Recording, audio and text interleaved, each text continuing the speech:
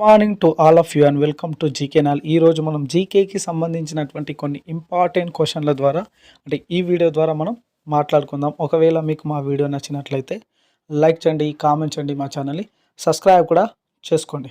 మొదటి క్వశ్చన్, భారతదేశంలో అత్యధిక వర్షపాతం నమోదయ్యే ప్రాంతం ఏది? ఓకే, భారతదేశంలో అత్యధిక వర్షపాతం నమోదయ్యే ప్రాంతం ఏది? అది మోసిన్ రామ్. దీనికి రైటర్స్ వచ్చేసి ఆప్షన్ బి. మేఘాలయ రాష్ట్రంలో ఉన్నటువంటి మోసిన్ రామ్ ప్రపంచంలోనే అత్యధిక వర్షపాతం నమోదయ్యే ప్రాంతాలలో గిన్నీస్ రికార్డు సృష్టించడం జరిగింది. ఓకే, భారతదేశంలో అత్యధిక వర్షపాతం నమోదయ్యే స్థానం ఏదంటే మోసిన్ రామ్. ఇది ఏ రాష్ట్రంలో అంటే ఇది మేఘాలయ రాష్ట్రంలో ఉన్నది. ఓకే, మేఘాలయ మనం మేఘాలయ క్యాపిటల్ ఇది షిల్లాంగ్. ఓకే, మనం మాట్లాడుకుంటే కొన్ని మేఘాలయ ఇక్కడ ఈ మోసిన్ రామ్ ఏ రాష్ట్రంలో ఉన్నాయంటే అది మేఘాలయ రాష్ట్రంలో ఉన్నది. మనం మాట్లాడుకుంటే మేఘాలయ రాష్ట్రంలో నోక్రెక్ నేషనల్ పార్క్ ఏ రాష్ట్రంలో ఉన్నదంటే అది మేఘాలయ రాష్ట్రంలోనే ఉన్నది. మేఘాలయలో కొన్ని హిల్స్ ఉన్నాయి. అవేవి అంటే ఖాసీ హిల్స్, గారో హిల్స్, జెంతియా హిల్స్. ఇవి అన్నీ కూడా మేఘాలయ రాష్ట్రానికి చెందినవి. ఓకే, మేఘాలయ రాష్ట్రంలో ఏవేవి ఉన్నాయంటే నోక్రెక్ నేషనల్ పార్క్ మరియు ఖాసీ హిల్స్, గారో హిల్స్, జయంతి హిల్స్. మరియు భారతదేశంలో అత్యధిక వర్షపాతం నమోదయ్యే స్థానం అయినటువంటి మోసిన్ రామ్ ఇది కూడా మేఘాలయ రాష్ట్రంలోనే ఉన్నది. నెక్స్ట్ క్వశ్చన్, ప్రపంచంలోనే అతిపెద్ద డెల్టా ఏది? ఓకే, ప్రపంచంలో అతిపెద్ద డెల్టా ఏది? సుందర్బన్ డెల్టా. దీనికి రైట్ ఆన్సర్ వచ్చేసి ఆప్షన్ బి.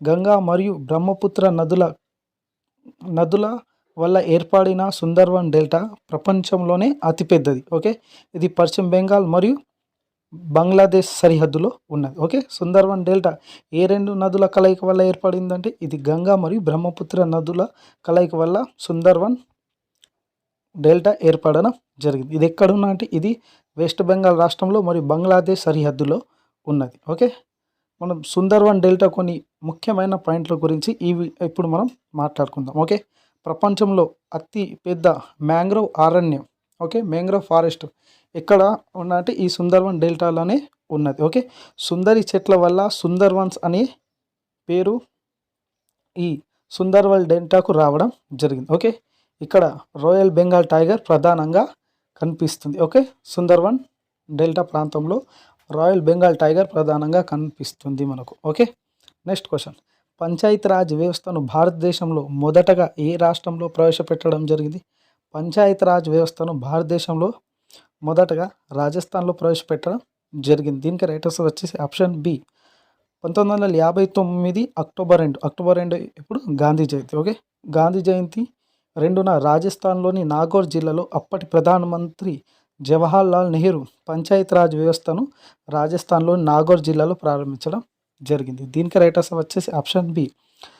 ఇక్కడ ఏ రాష్ట్రంలో పంచాయతీరాజ్ వ్యవస్థను మొదటగా ప్రారంభించడం జరిగింది? రాజస్థాన్. రెండవ రాష్ట్రం ఏదంటే రెండవ రాష్ట్రం ఓకే ఆంధ్రప్రదేశ్. ఓకే, పంచాయతీరాజ్ వ్యవస్థను ఏ రాష్ట్రంలో మొదటగా ప్రారంభించడం జరిగిందంటే రాజస్థాన్లోని ఏ జిల్లాలో అంటే నాగౌర్ జిల్లాలో. ఇప్పుడు మనం పంచాయతీరాజ్ వ్యవస్థకు సంబంధించినటువంటి కొన్ని ఇంపార్టెంట్ పాయింట్స్ గురించి మనం మాట్లాడుకుందాం. ఓకే, పంచాయతీరాజ్ వ్యవస్థ సిఫార్సు చేసిన కమిటీ ఏది? అది బల్వంతరాయ్ మెహతా కమిటీ. ఓకే, ఇది ఎప్పుడు స్థాపించడం జరిగిందంటే బల్వంతరాయ్ మెహతా కమిటీ 1957లో. ఓకే, ఇది పంచాయతీరాజ్ వ్యవస్థకు స్థాపించడానికి సిఫార్సు చేసిన కమిటీలలో ఒకటి. ఓకే, ఏ రాజ్యాంగ సవరణ ద్వారా పంచాయతీరాజ్కు రాజ్యాంగ హోదా లభించిందంటే ఇది 73వ రాజ్యాంగ సవరణ ద్వారా పంచాయతీరాజ్ వ్యవస్థకు రాజ్యాంగంలో హోదా దక్కింది. ఓకే, ఏ రాష్ట్రంలో పంచాయతీరాజ్ వ్యవస్థను మొదటగా ప్రారంభించిందంటే అది రాజస్థాన్ రాష్ట్రంలో. ఓకే, రాజస్థాన్లోని ఏ జిల్లాలో అంటే అది నాగౌర్ జిల్లాలో. ఎవరి ద్వారా? మన మొదటి ప్రధానమంత్రి జవహర్ లాల్ నెహ్రూ ద్వారా. ఓకే, ఏ రాజ్యాంగ సవరణ పంచాయతీరాజ్కు రాజ్యాంగ హోదా లభించిందంటే అది 73వ రాజ్యాంగ సవరణ ద్వారా. నెక్స్ట్ క్వశ్చన్, సాధారణంగా విమానాల టైర్లో నింపే వాయువు ఏది? ఓకే, సాధారణంగా విమానాల టైర్లో నింపే వాయువు ఏది? నైట్రోజన్. దీనికి రైటర్స్ వచ్చేసి ఆప్షన్ సి. నైట్రోజన్ వాయువు పొడిగా ఉంటుంది మరియు ఉష్ణోగ్రత మార్పులకు త్వరగా స్పందించదు. ఓకే, ఇవి టైర్లను పేలిపోయే ప్రమాదాన్ని తగ్గిస్తుంది. ఓకే, ఇది సాధారణంగా విమానాల టైర్లు నింపే వాయువు ఏదంటే అది నైట్రోజన్. ఓకే. హైడ్రోజన్ అంటే గాలిలో ఎంత అంటే ఎయిర్‌లో ఎంత శాతం ఉందంటే 78% ఉన్నది. ఓకే. నైట్రోజన్ ఎట్లా వాయువు పొడిగా మరియు ఉష్ణోగ్రత మార్పుకు త్వరగా స్పందించదు. అందుకోసం దీనిని విమానాల టైర్‌లో నింపడం జరుగుతుంది. ఓకే. మనం ఇక్కడ అదర్ ఆప్షన్ గురించి మాట్లాడుకుంటే హైడ్రోజన్ మాట్లాడుకుంటే విశ్వంలో అత్యధికంగా లభించే మూలకం ఏదంటే అది హైడ్రోజన్. ఓకే. ఇది రంగు లేని, వాసన లేని వాయువు. ఏది? హైడ్రోజన్. మరియు నెక్స్ట్ మాట్లాడుకుంటే ఆక్సిజన్. ఇది మన శ్వాసకు ఓకే ఉపయోగించే వాయువు మరియు వాతావరణంలో 21% ఉన్నది. ఓకే. ఇది దహనానికి ఓకే బర్నింగ్‌కి అంటే అవసరమైన వాయువు ఏదంటే అది ఆక్సిజనే. ఓకే. నెక్స్ట్ మాట్లాడుకుంటే హీలియం అనేది నోబెల్ గ్యాస్. ఓకే. నిర్యాత వాయువు. ఓకే. ఇది తేలికైన వాయువు హైడ్రోజన్ తర్వాత. ఓకే. అత్యధిక తేలికైన వాయువు అంటే హైడ్రోజన్, రెండవ స్థానంలో ఉన్నది హీలియం. ఓకే. హీలియంను బెలూన్స్ మరియు ఎయిర్ షిప్స్, కూలింగ్ గ్యాస్ వంటి పరికరాలలో హీలియంను ఉపయోగిస్తారు. ఓకే. సాధారణంగా విమానాల టైర్లు నింపే వాయువు ఏది? నైట్రోజన్. నెక్స్ట్ క్వశ్చన్, పెన్సిల్ లేడ్లో పెన్సిల్ లేడ్ దేనితో తయారు చేయబడుతుంది? ఓకే. పెన్సిల్ లేడ్ అనేది గ్రాఫైట్తో తయారు చేయడం జరుగుతుంది. దీనికి రైట్ ఆన్సర్ వచ్చేసి ఆప్షన్ బి. గ్రాఫైట్ అనేది కార్బన్ యొక్క రూపం. ఇది మెత్తగా మరియు జారుడు స్వభావాన్ని కలిగి ఉండడం వల్ల ఇది రాయడానికి సులువుగా ఉంటుంది. ఓకే. పెన్సిల్ లేడ్లో దేనితో తయారు చేస్తా అంటే గ్రాఫైట్తో. ఓకే.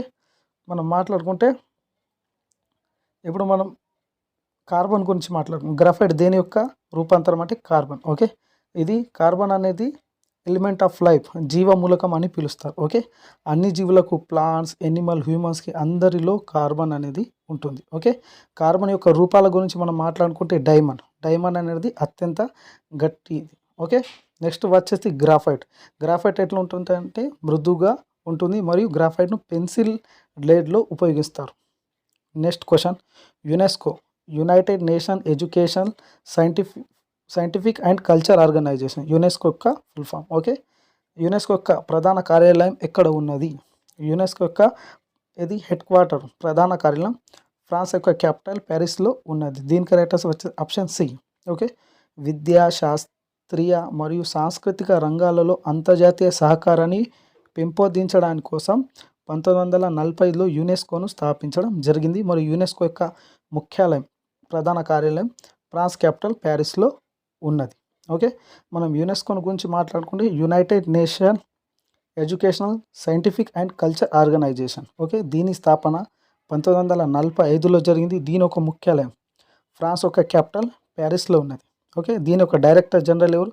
దీని యొక్క director general Khalid El Enany. Okay. Khalid El Enany present UNESCO యొక్క డైరెక్టర్ జనరల్. ఓకే. మనం మాట్లాడుకుంటే యునెస్కో హెడ్ క్వార్టర్ ఎక్కడ ఉన్నది? ప్యారిస్ ఏ నది ఒడ్డు మీద ఉన్నదంటే ప్యారిస్ సి నది ఒడ్డు మీద ఉన్నది. ఒకవేళ మీకు మా వీడియో నచ్చినట్లయితే లైక్ చేయండి, కామెంట్ చేయండి, మా ఛానల్ని సబ్స్క్రైబ్ కూడా చేసుకోండి. Thank you for watching this video.